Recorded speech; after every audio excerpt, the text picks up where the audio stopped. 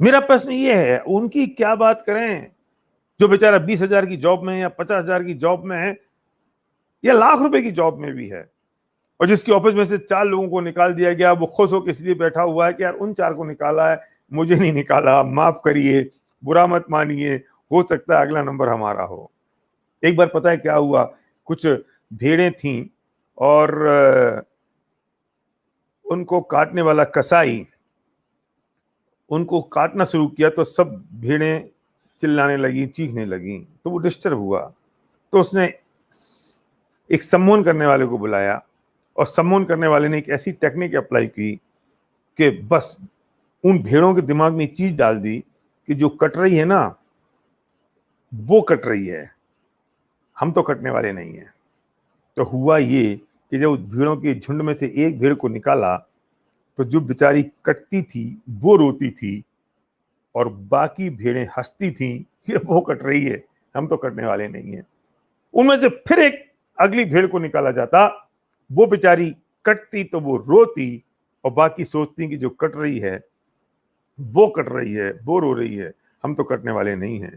फिर तीसरे का नंबर आता। जब सबके दिमाग में ये आ गया कि जो कट रही है वो रो रही है, हम नहीं कटने वाले हैं, और जब उसके कटने का नंबर आता तो उसका कोई ऑप्शन नहीं बचता।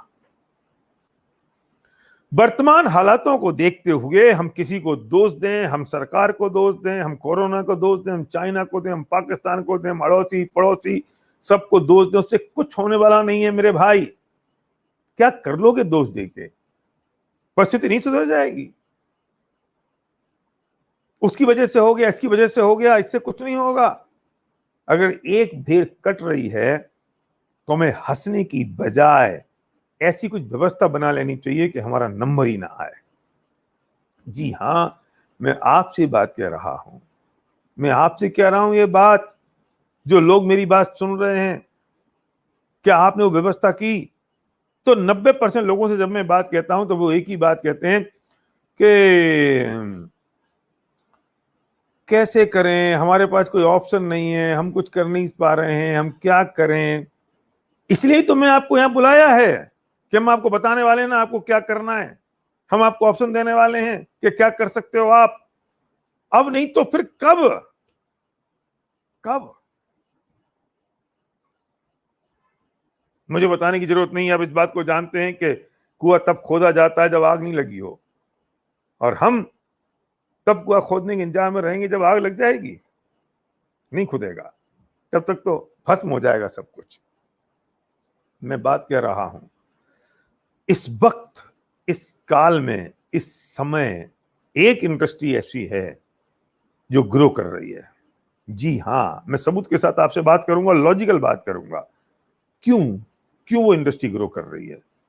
बिजनेस का रूल है कि अगर आपको permanent long term secured business चाहिए तो आपको ऐसे प्रोडक्ट्स में बिजनेस करना होगा जिनका रिक्रिएशन हो, जिनकी नीड हो, जिनकी जरूरत हो, जिनकी आवश्यकता हो। लग्जरी प्रोडक्ट्स की नहीं। यस, और वो ऐसे प्रोडक्ट्स हों जो इजीली अवेलेबल हों, हर आदमी की आवश्यकता हो, नीड हो। हाँ, इसलिए मैं कहता हूं कि जो एफएमसीजी के प्रोडक्ट्स की बात आती है, जब हेल्थ सप्लीमेंट की बात आती है, जब पर्सनल केयर और होम केयर के प्रोडक्ट्स की बात होती है, तो असेंशियल आइटम होते हैं। हाँ, असेंशियल आइटम होते हैं। और वो जो बिजनेस होता है ना, वो बिजनेस डाउन नहीं जाता। कैसी बात कर रहे हो? जब लॉकडाउन लग जाता है तो सब कुछ खत्म हो जाता है, लोग बाहर निकलते नहीं है, दुकानें भी नहीं उठती हैं। हाँ, वो ट्रेडिशनल तरीके से अगर वो एफएमसीजी का या पर्सनल केयर, होम केयर या सप्लीमेंट का बिजनेस बिल्ड करेंगे या बिजनेस करेंगे तो डेफिनेटली परिस्थितियां जो होंगी उनसे ज्यादा पानी बरसेगा, ज्यादा हवा होगी, तूफान होगा, ओले गिरेंगे, तो इन बिजनेस पे इफेक्ट आएगा। लेकिन जब हम डायरेक्ट सेलिंग की बात करते हैं, जब हम नेटवर्किंग की बात करते हैं और उस डायरेक्ट सेलिंग में इस तरह के एसेंशियल जरूरी प्रोडक्ट्स अगर हों जिनका हम बिजनेस करते हो तो वो रिसेशन प्रूफ हो जाते हैं। क्यों? डायरेक्ट सेलिंग की बात कर रहे हैं तो डायरेक्ट सेलिंग ऐसी है। हाँ, डायरेक्ट सेलिंग ऐसी है क्योंकि यहां हम लोगों का नेटवर्क बनाते हैं, हम रेफरेंसेस पे काम करते हैं, उससे हमें रेफरेंस बोनस मिलता है। हम लोगों को अवेयर करते हैं कुछ प्रोडक्ट्स और सर्विसेज के बारे में, हम लोगों को अवेयर करते हैं उनके सपने कैसे पूरे हो सकते हैं, how to realise their dream. हम उनसे बात करते हैं कि जिंदगी में आज तक जो नहीं मिला वो मिल सकता है। हम उनकी मदद करते हैं, उनकी हेल्प करते हैं, उनको रास्ता दिखाते हैं।